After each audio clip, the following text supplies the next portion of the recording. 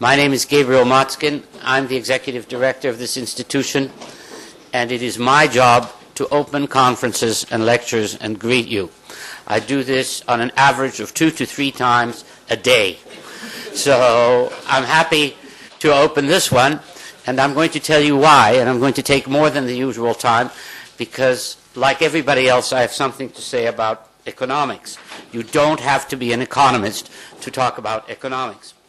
Now, the first thing is that I think that the question of the relation between whether economic history is relevant history is unique, because most kinds of history we read for their total irrelevance.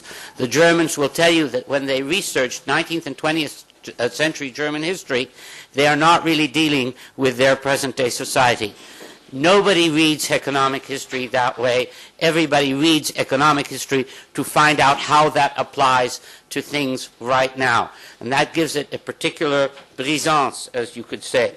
Now, there is a book that I looked on my shelf, and there's this book that I found by some kind of coincidence called Global Imbalances and the Lessons of Bretton Woods by Barry Eichengreen. And I remember that I'd even read this book, and I recommend it to you most highly because it points out the differences between then and now.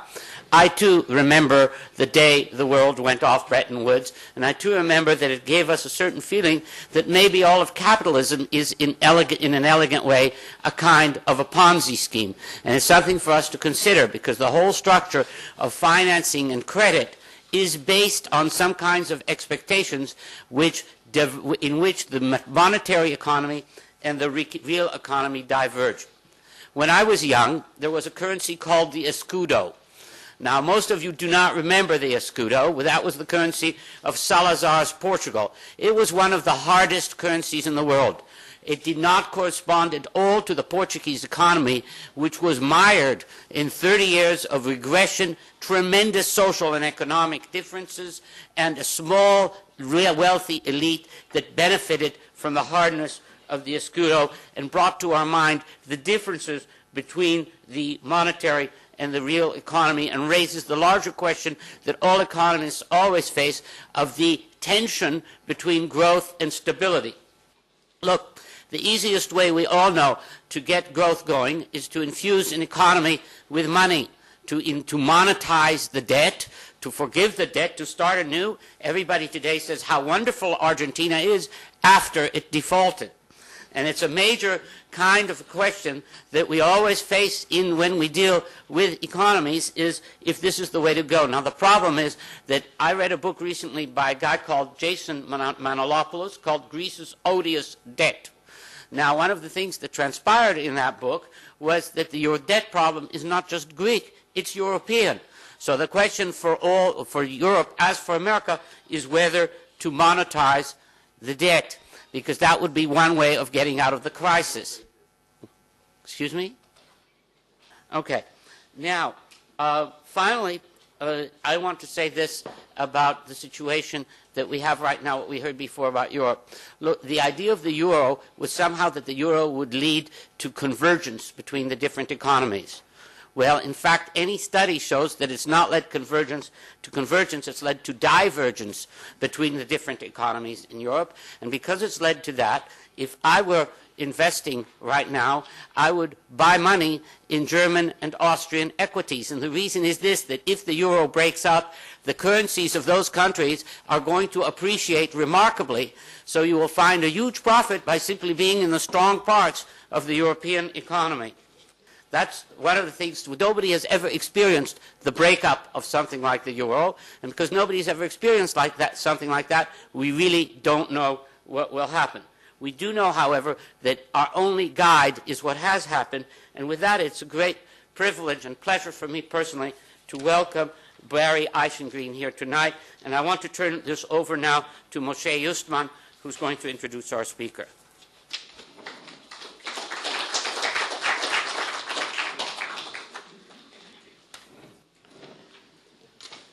תודה רבה גבי. יש לנו באמת זכות ועונג היום לארח את פרופסור ברי אייכנגרין כמרצה האורח המרכזי של הכנס. ברי אייכנגרין הוא פרופסור לכלכלה ולמדעי המדינה באוניברסיטת ברקלי, ובאמת מהחשובים של ההיסטוריונים הכלכליים בעולם, שההתמחותו היא בתחום של משברים כלכליים. רשימת הספרים שהוא כתב היא פשוט ארוכה מדי לקרוא, אבל אני אציין כמה מהאחרונים. Exorbitant Privilege, The Rise and Fall of the Dollar and the Future of the International Monetary System, שיצא רק בשנה האחרונה. Institutions for Regional Integration Towards an Asian Economic Community, The European Economy Since 1945. Globalizing Capital, A History of the International Monetary System. Capital Flows and Crises, Financial Crisis and What to Do About Them. ובשנת 1997, European Monetary Union, Theory, Practice and Analysis. וזה רק, כמובן רק רשימה חלקית, נוסף על כך עשרות מאמרים, ספרים שערך וכן הלאה. פרופסור אייכנגרין, שהיה בעבר גם חבר סגל באוניברסיטת הרווארד לפני שהגיע לברקלי, עומד גם בראש של מרכז חדש שהקים, שנקרא New Economic Thinking? The New Economic Thinking, is that what it's called? They were the funders. The funders. So the center is called pretentiously the Berkeley Economic History Laboratory. And the funders were the New Economic Thinking? Institute for New Economic Thinking. The Institute for New Economic Thinking. הסיבה שאני מתעכב על זה, זה שהקשר בין New Economic Thinking והיסטוריה כלכלית הוא קשר הדוק. ובאמת הדרך אולי לחשוב על הבעיות שיש לנו היום בצורה חדשה ושונה קצת, היא קצת ללמוד מהעבר ולהסתכל מה קרה בעבר, ואולי מתוך זה לראות את הדברים בפרספקטיבה יותר נכונה. פרופסור אייכנגרין ירצה היום על היסטוריה כלכלית ומדיניות כלכלית, מהשפל הגדול ב-1929 ועד למשבר העולמי ב-2008, ובאופן כללי אני חושב ילמד אותנו משהו על איך אפשר להסיק מסקנות על מדיניות היום מתוך לימוד העבר. אז בבקשה, פרופסור אייכנגרין.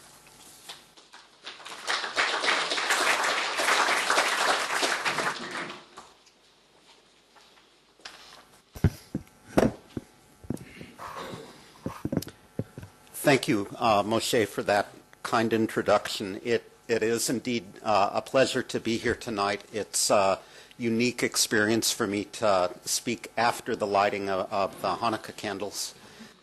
Stan Fisher, who is here tonight, suggested that I should speak about the Greek crisis. So that would enable me to draw the connections between the revolt of the Maccabees and the Greeks. So bringing that to 2011, I know who would play the role of the Greeks in that context. Who would play the role of the Maccabees? Maybe it would be the Greeks, actually. So as you've heard, I work on the border between economic history and economics, or on the border between economic history and applied economics, economic policy.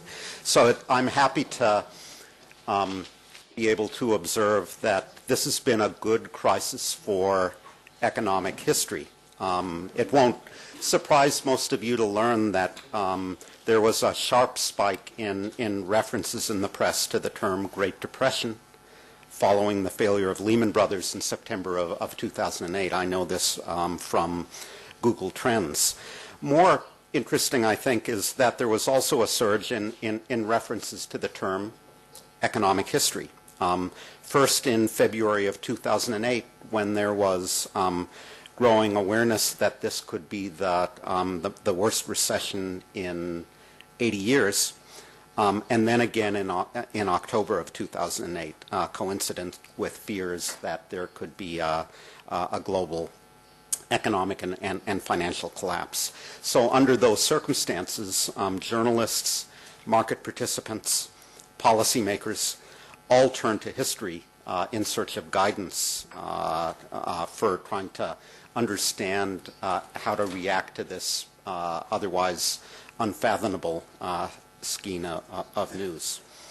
It's widely observed, I think, that the lessons of history, and here I should put lessons of history, in quotation marks, whenever I use that phrase for the next 25 minutes or so, consider it to be in quotation marks. It's widely observed that the lessons of history were influential in shaping the policy response. There were obvious parallels with the early stages of the Great Depression, an unusually sharp drop in asset prices, an unusually sharp drop in output, then the failure of some unusually prominent financial institutions, all followed by generalized financial distress. There was the fact that the 2008-2009 crisis, like the crisis of the 1930s, was not just a U.S. Economic and financial crisis, but a global economic and financial crisis. As a result, references to the Great Depression became widespread, and references to articles referring to the Great Depression became widespread. I think the analogy lent legitimacy to the notion that the Fed should, and other central banks, I've been reminded, should respond aggressively in order to prevent the collapse of a few investment funds from precipitating a cascade of financial failures. And that in turn reflected the influence of Friedman and Schwartz's interpretation of the Great Depression, that what had made the Great Depression great was the failure of the Federal Reserve to respond. The analogy with the Great Depression similarly informed the policy response to the crisis in a variety of other ways. In the United States, the Federal Deposit Insurance Corporation increased deposit insurance coverage to $250,000 per depositor exactly one day after press references to the Great Depression peaked, again according to Google Trends. I think its action again reflected the view of the banking panics of the Great Depression as runs by uninsured depositors, and the historical interpretation, widely shared, that those panics had played a role, a key role in the contraction of the money supply and the impairment of the payment system that so compounded the Great Depression. The analogy with the Great Depression similarly lent legitimacy to the argument that the Congress and the administration should respond with a major fiscal stimulus. This reflected to remind you, the lesson of history that the depth and duration of the Great Depression were attributable in no small part to the fact that fiscal stimulus was not used in the 1930s to any significant extent to fill the gap created by the collapse of private demand. I think in addition to shaping the policy response, the analogy with the Great Depression also played a role in shaping the policy response, the public response, in shaping the market response. Not only policymakers, but also market participants viewed current events through the lens of history. So if you followed the crisis on the web, you will have seen the big bad bears graph that showed the collapse of stock markets in the Great Depression, in a couple of other serious post-World War II recessions, and then in 2008, 2009. So I think graphs portraying historical data of that sort surely shape perceptions, or at least fears, of how market conditions were likely to evolve. And those perceptions or fears in turn played a role in how market conditions in fact did evolve. There are those, on the other hand, who argue that the comparison with the Great Depression was exaggerated from the start, and that led to an exaggerated response on the part of policymakers. So that brings me to the question of why the analogy with the Great Depression was so widely invoked, and why it proved so influential. As I think about that question, I would start with observation drawn from the literature of cognitive science that analogical reasoning by way of analogy, is central to human cognition. Resort to relational patterns is evident in the cognitive behavior of other primate species, I am told, like the chimpanzee. But explicit relational matching is very difficult for chimpanzees. They basically need specialized training in how to recognize the analogy between different objects, and that kind of relational matching is impossible, apparently, for monkeys and the like. That's different from very young members of the human species who, from a very young age, use analogy, and that ability to use analogy develops spontaneously.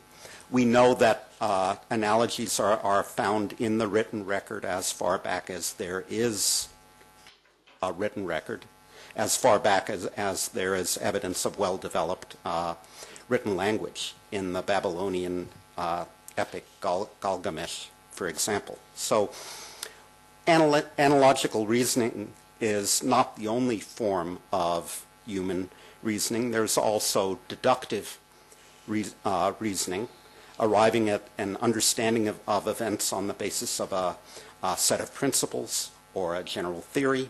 In the present context, on the basis of economic theory. There's also inductive reasoning, building up a diagnosis of the crisis and developing your own guide to action from close scrutiny of the facts. That's how Alan Greenspan, famously a connoisseur of data on freight car loadings, is said to have formed his understanding of the state of the economy. I think people in this audience, economists, historians, and others, all will know that these different approaches to human reasoning are not really alternatives. In practice, they are used in conjunction with one another. The interesting question here is under what circumstances individuals and groups rely most heavily on analogical reasoning. And the literatures of cognitive science and organizational learning, I think, point to two situations. First, when there's limited time to reach a decision and those charged with reaching it have limited information processing capacity. In 2008, 2009, not having time to acquire and process all the relevant information about the causes and dynamics of the crisis, policymakers and others had to take logical and empirical shortcuts when reasoning their way to decisions. The analogy with the Great Depression was a powerful intellectual shortcut under those circumstances. Secondly, those literatures suggest that individuals are most likely to rely on analogy when they disagree on the general principles needed for deductive reasoning. We know that saltwater and freshwater economists relied on different bodies of theory when attempting to make sense of the events unfolding around them in 2008, 2009. Their models of the economy had little in common. Their theories pointed to different diagnoses and recommended different policy responses to the extent that they recommended any policy response at all. Given pressure for action, this disagreement, I think, encouraged less reliance on deductive reasoning and more use of analogical reasoning than in other circumstances. In the absence of a well-defined theoretical consensus, in other words, the analogy with the Great Depression moved policymakers toward a shared characterization of the problem, and it offered a guide to action. This suggests, I think you'll already understand that why policymakers may regularly employ analogical reasoning, they will lean on it most heavily in crises. Crises are when the pressure to act is greatest, but also when there's least time for theorizing and least time for data gathering. U.S. President Kennedy and his advisors, when deciding on how to respond in the Cuban Missile Crisis, leaned heavily on the analogy with Pearl Harbor. President Ford and his advisors, in thinking about how to respond to the swine flu outbreak in 1976, reasoned by way of analogy with the 1918 flu influenza. President Obama and his advisors, when seeking to understand the consequences of the Gulf oil spill in 2010, invoked the analogy with the Exxon Valdez. Some observers have suggested that this reliance on analogical reasoning in crises leads policymakers to systematically exaggerate the gravity of events. When drawing analogies, they tend to focus on searing or molding events of transcendent importance. I'm quoting Philip Zelikow, my former Berkeley colleague, in explaining why President Truman, having once dismissed South Korea as militarily worthless, nonetheless went to war over it in 1950. Political scientists and historians cite Truman's tendency to reason in terms of one transcendent analogy, the transcendent analogy for his generation, namely the, quote, fateful events of the 1930s when aggression, unopposed, bred more aggression and eventually war. So Truman saw the events unfolding on the Korean Peninsula through the analogical lens provided by the 1930s, and that led him to intervene in Korea in a way that otherwise he perhaps might not have. So the question to which this points in turn is, how does the individual drawing the analogy choose the base case, the historical case, if you will, that's mapped onto the target case, that's mapped onto the current crisis or problem? The Great Depression wasn't the only possible analogy to which people could have resorted in 2008, 2009. There were earlier financial crises that had been driven similarly by investment booms and busts, like the crisis of 1873, for example, that had much in common with the investment and housing-driven boom and bust of the mid-2000s. The 1873 crisis eventually led to the failure of a large number of brokerage houses in parallel with investment banks in 2008, 2009. The lifeboat operation organized by J.P. Morgan in 1907, to pick another crisis, closely resembled the rescue of Bear Stearns in 2008 by none other than J.P. Morgan and Company.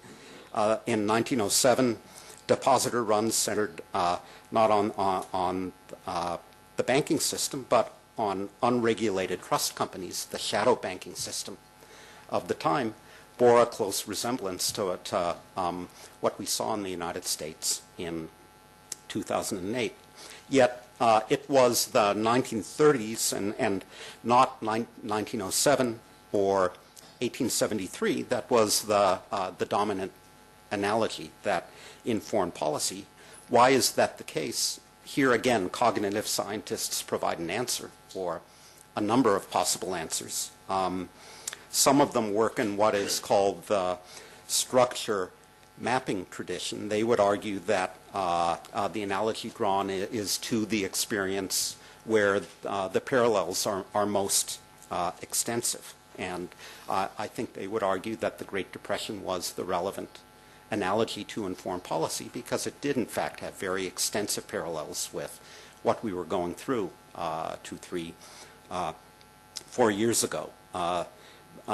the 1907 crisis may have had more in common in terms of the financial rescue, but the Great Depression had in common with the recent episode a host of other characteristics. The interwar economy, the economy of the 1930s, more closely resembled today's economy in terms of economic structure and policy-making institutions.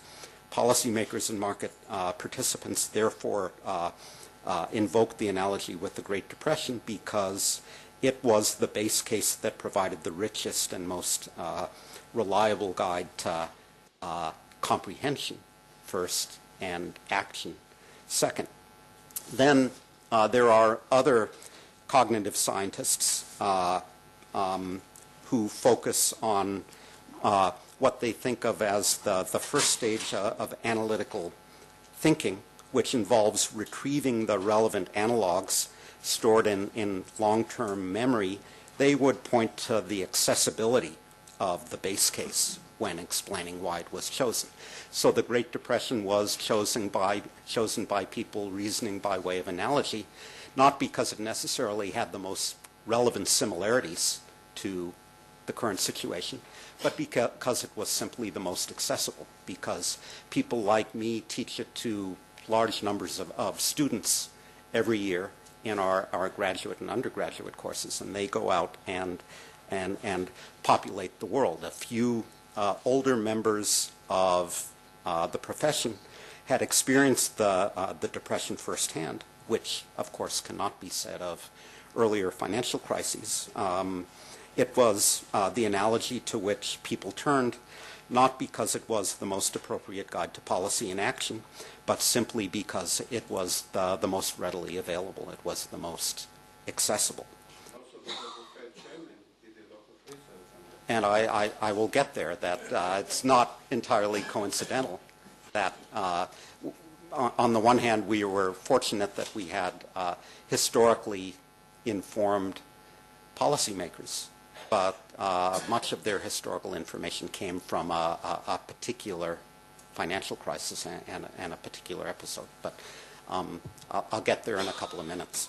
So, you know, the troubling aspect of this observation is, and cognitive scientists emphasize this as well, is that analysts may select the base case and fasten on particular attributes of that case on the basis of their, what's referred to as their goal relevance.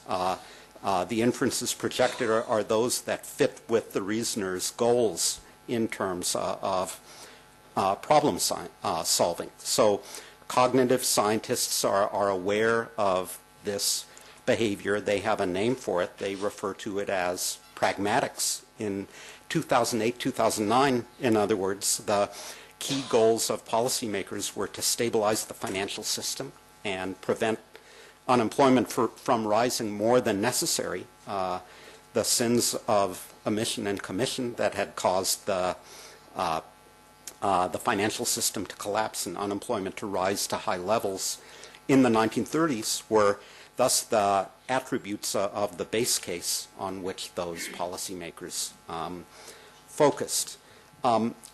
This is troubling, right? The emphasis on pragmatics points to the possibility that cognitive scientists and others, including me, may be exaggerating the importance of analogical reasoning.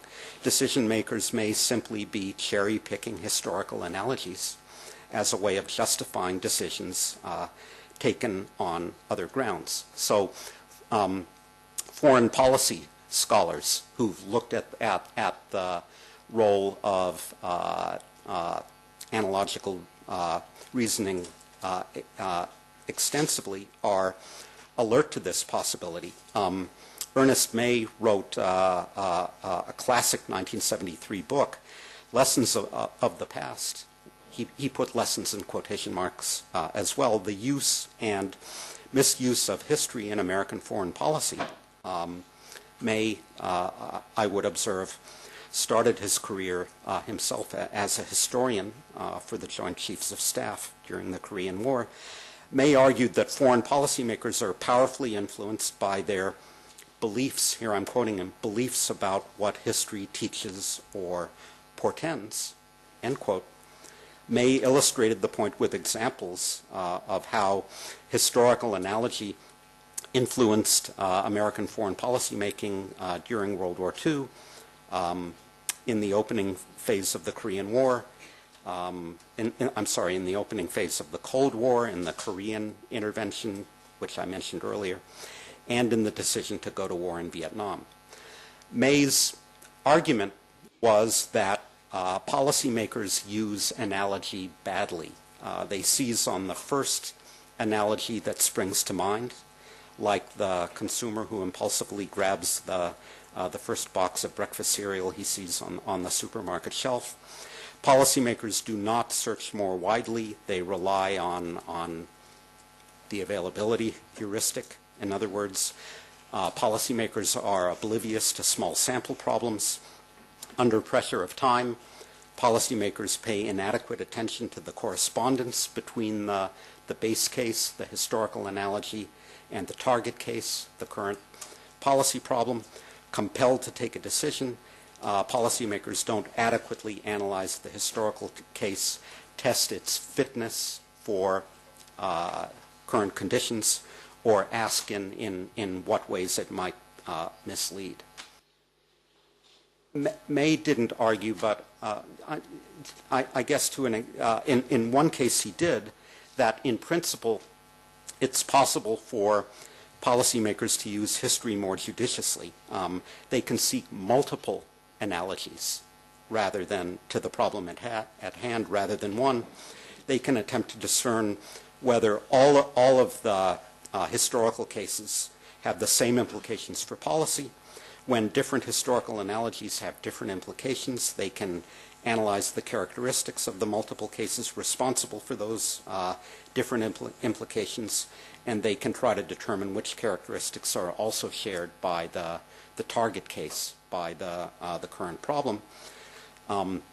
Those policymakers can then use the resulting portfolio of historical analogies to develop what is sometimes called a consideration set, a set of options that the decision maker can then consider or evaluate. Actually, I think the term consideration set comes from marketing.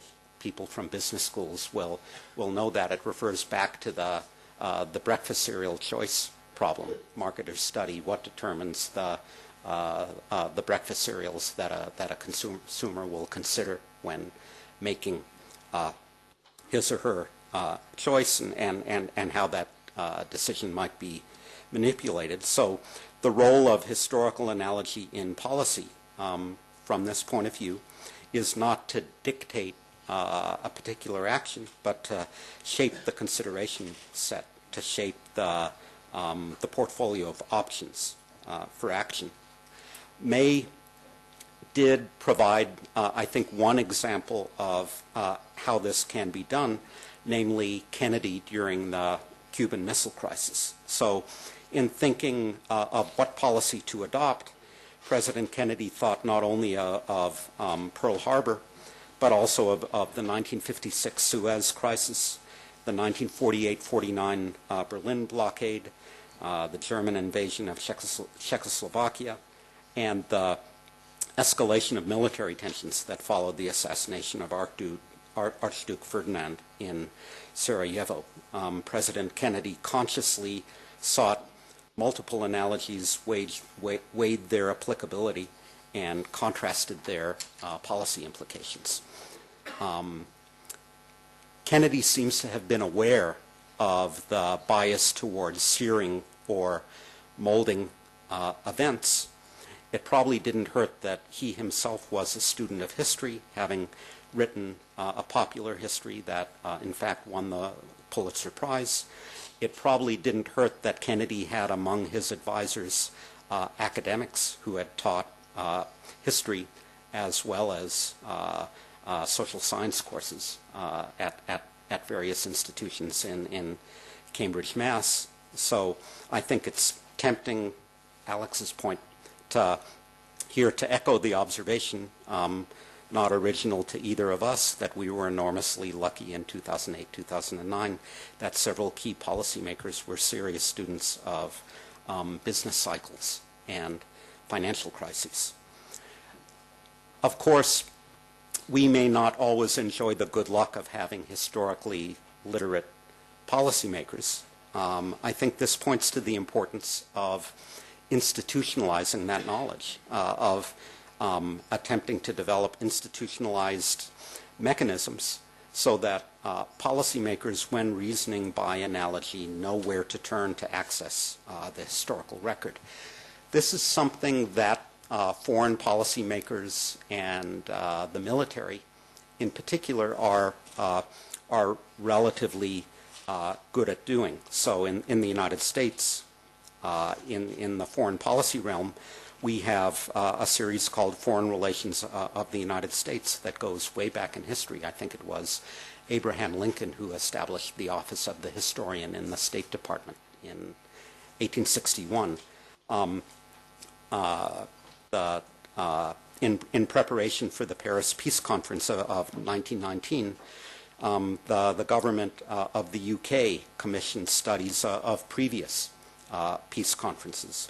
Militaries in the US, the UK, and elsewhere, I'm not sure that it's the case here, but I conjecture that it is, have regularly commissioned histories of major wars. So I would pause and ask, why isn't this true more widely of economic policy making institutions? The one example I can think of, and it will have occurred to Stan already, I think, is the official historian of the International Monetary Fund.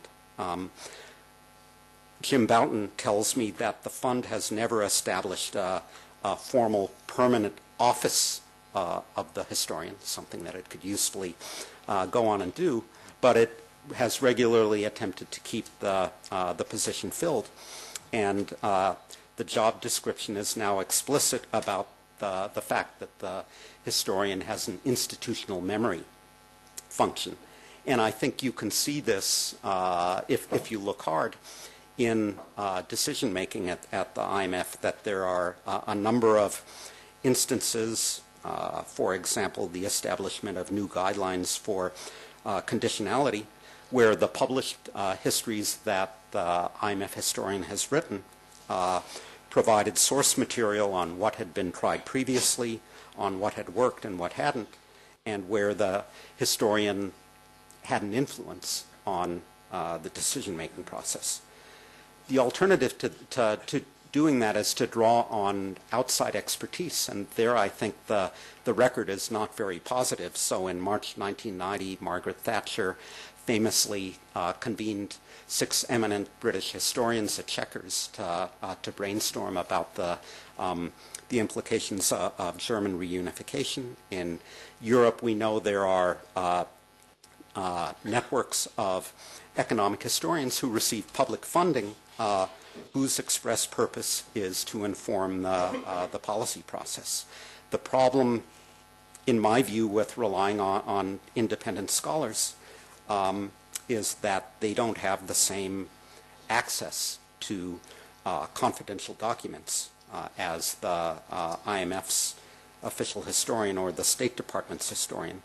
And that applies equally to the base case and the target case. I wonder how helpful economic historians, even those exceedingly well-versed in the history of financial crises, could have been to policymakers in September of 2008 if we had not, as we were not, also been privy to confidential information on the condition of Lehman Brothers. Where for political scientists, the danger with historical analogy is that policymakers will use it injudiciously, that they won't consider multiple analogies, weigh their correspondence with the current situation, and emphasize not only similarities but also differences. I think many people, economic historians included, will recognize an additional issue, the existence of multiple interpretations of the same historical events.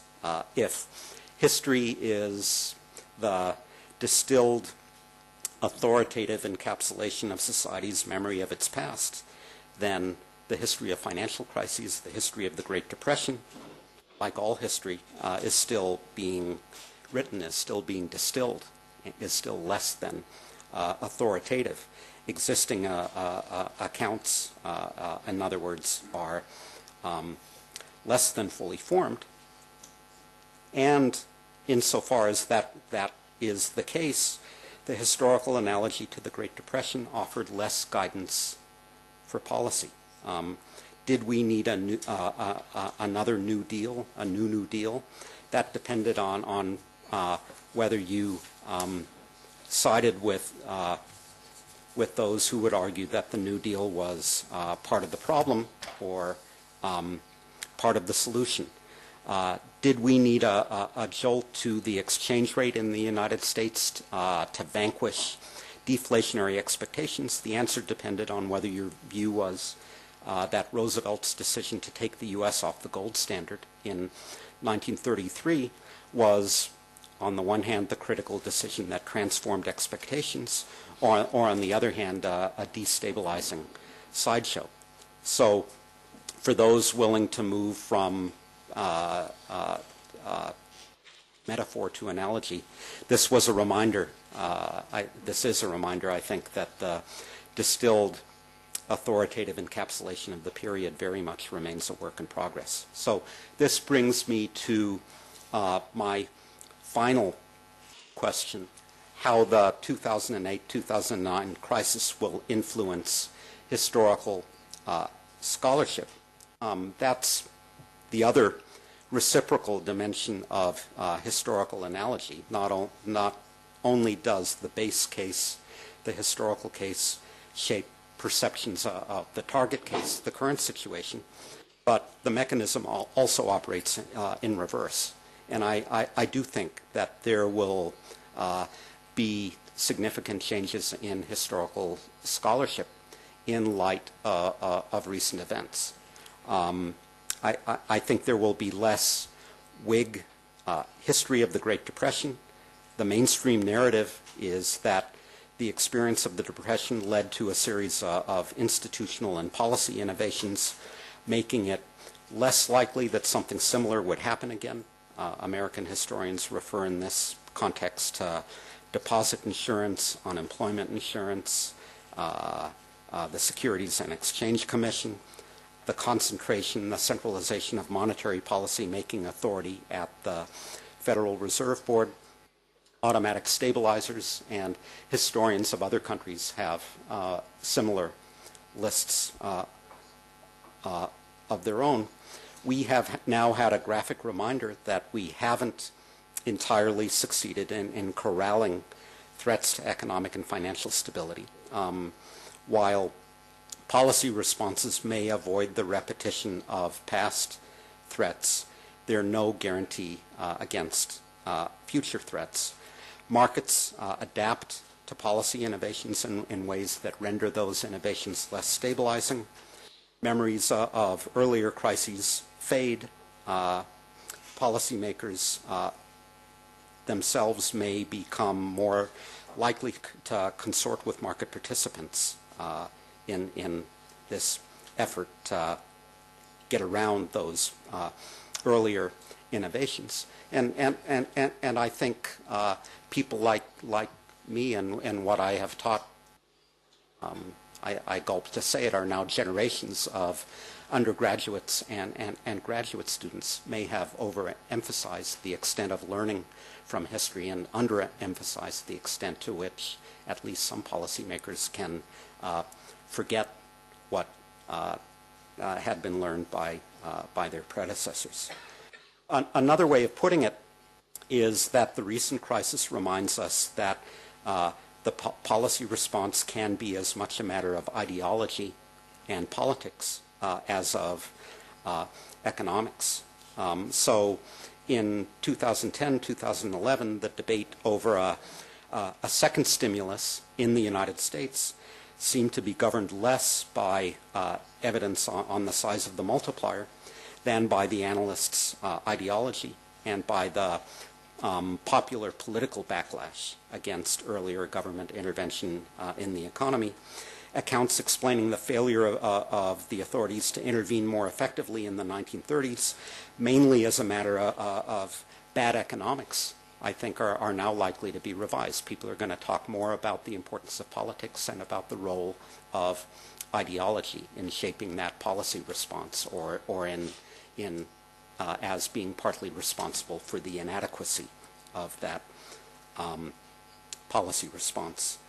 The profession having been reminded that crises have long-term effects, I think we will also see more studies of how the Great Depression affected household behavior. I was struck this afternoon when we were looking at the household formation rates and how they compared with housing construction rates in Israel, how housing construction observation to the contrary seems relatively stable, but household formation has declined a bit. We see marriage rates and fertility rates going down in the United States as a result of the crisis. I think there will be more studies of how attitudes towards saving, spending, and risk-taking are all affected over the life cycle by the impact of that financial crisis and the impact of the current one.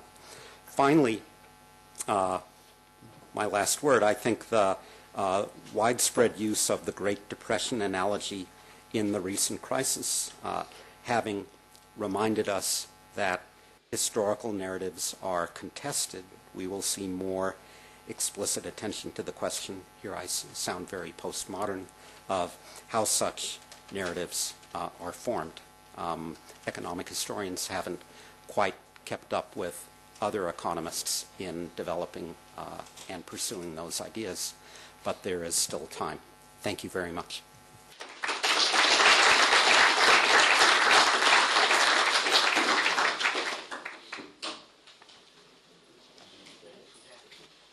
Take a few questions. If there are. Yes. Thank you very much, Barry, for a fascinating lecture. We have time for a few questions. So, with Chagai, please. Just take the microphone, please. Professor Eichengreen, you spoke very highly about historically informed policymaking. Yet, as we know, economic history is, in the long run, not becoming more popular. It's becoming actually a West Coast sports. Important centers of economic history scholarship are declining. Starting from Chicago decline that started with Stigler's paper about Stigler's questions about the usefulness of economic history.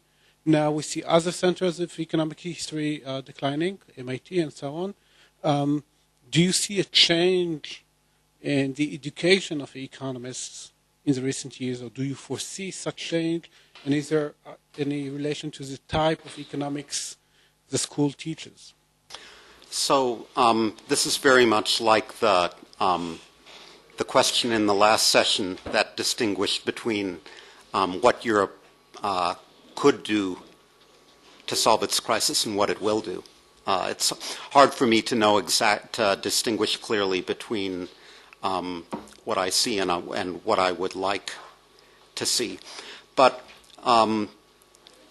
while there are certain institutions of higher learning in economics where economic history is not well represented or is not integral to the curriculum, I think you overstate how dire the situation is. I think there is a change in the sense that there are more and more people in economics who are doing historically informed work. So they're not, they don't self-identify as economic historians, but they're deeply concerned about institutions. They use historical data to try to shed light on questions like the dynamics and determinants of economic development. So I regret, I bemoan the fact that there are too many good PhD programs in the U.S. and around the world that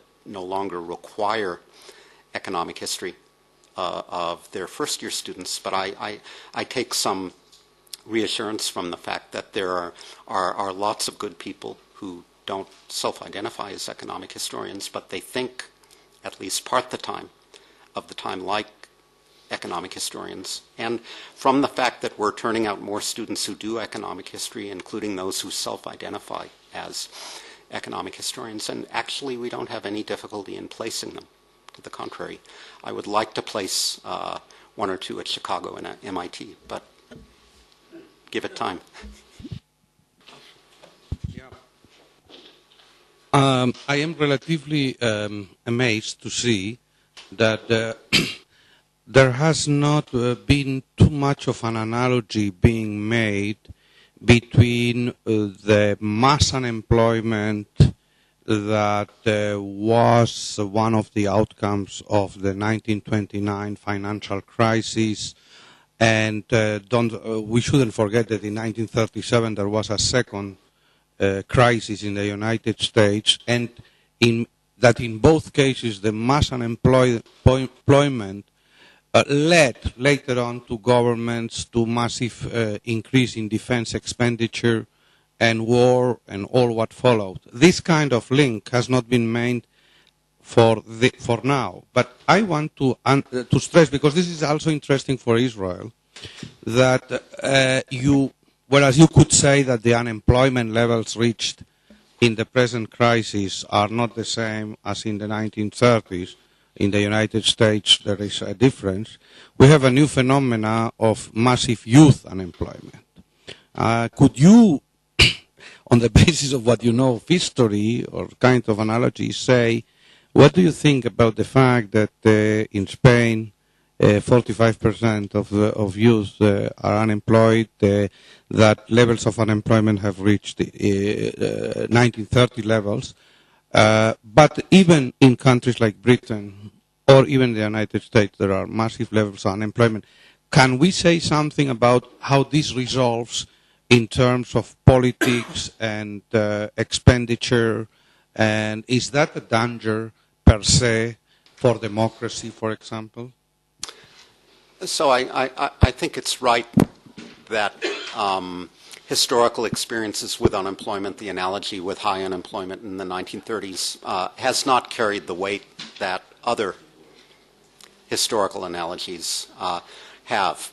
One explanation for that, I think, is that the historical data on unemployment is sketchy and partial. So if you would want to look at a question like the long-term scarring effect on labor market outcomes of people who experience youth unemployment, an extended period of youth unemployment, that is very hard to do historically, because the kind of micro data that one needs in order to do those studies convincingly are rare.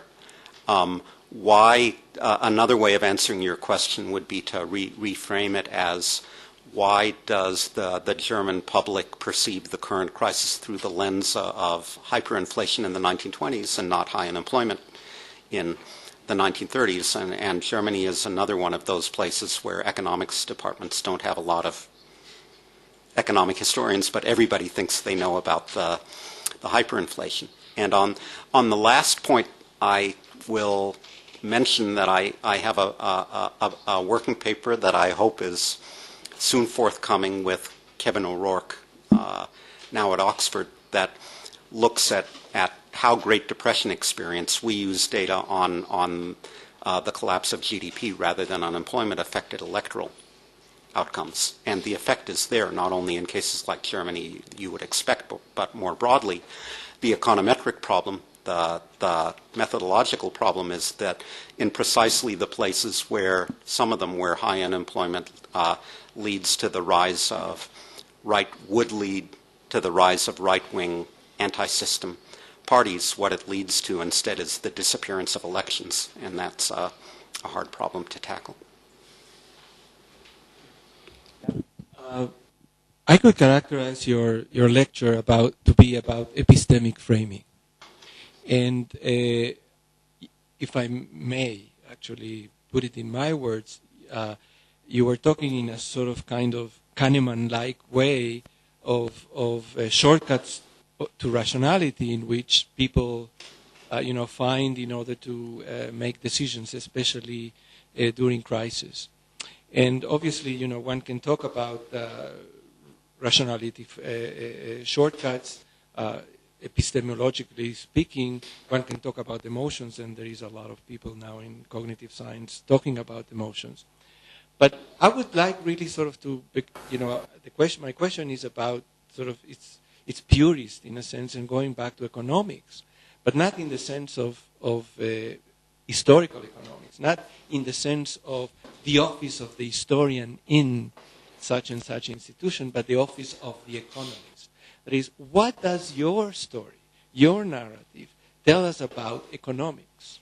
That is, about the evolution of economics, not relying on the historian and not relying on the office of the historian just to remind us, etc., etc. Now, it happened that a couple of years ago, we were lucky to have an historian economist and sort of have a little bit of this and a little bit of that.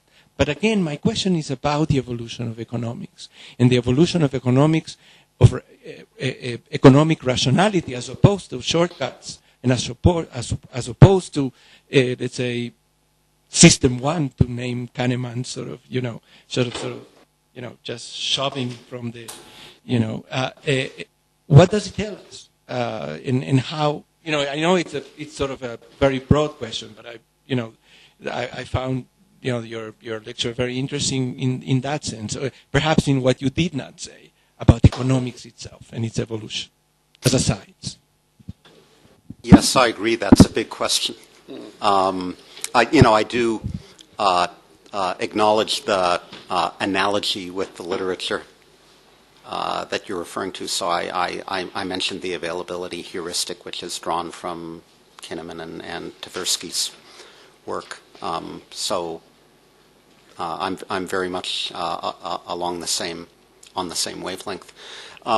So clearly, I think there is a tension between what we assume when we build our models and what policymakers and market participants have to do in the real world where processing information is costly and difficult, and people don't know the structure of the model. So to be fair to people like my friend Tom Sargent, people are trying to reconcile those two things and build more realistic models of how people function under those circumstances. So, I kind of indicated it before. I may be pessimistic about the prospects for the world economy, but I'm relatively optimistic about the state of economics. I'm relatively optimistic about the role of economic history.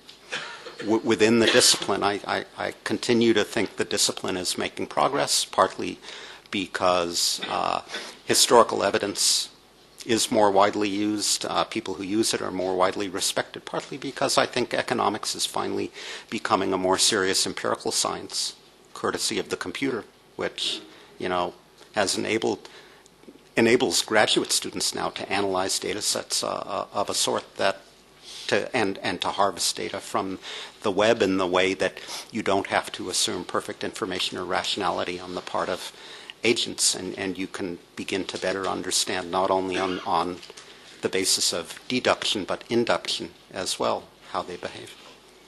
This will be the last question. The economists may be the advisors, but the people that take the decision are the politicians.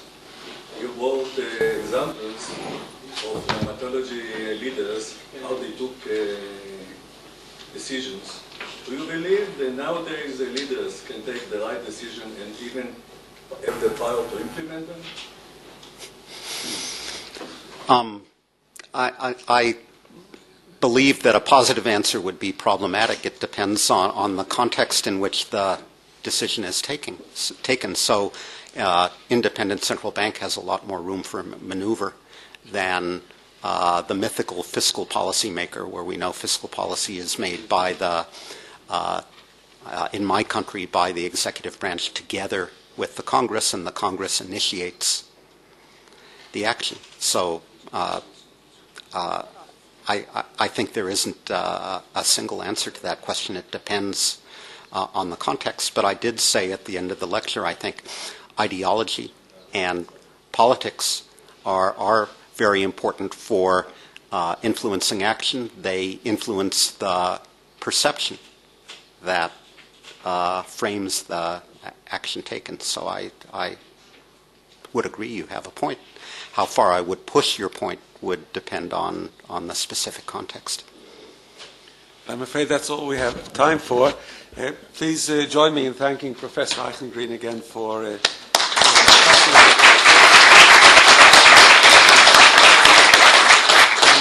חג אורים שמח לכולם, ונתראה ביומים הבאים.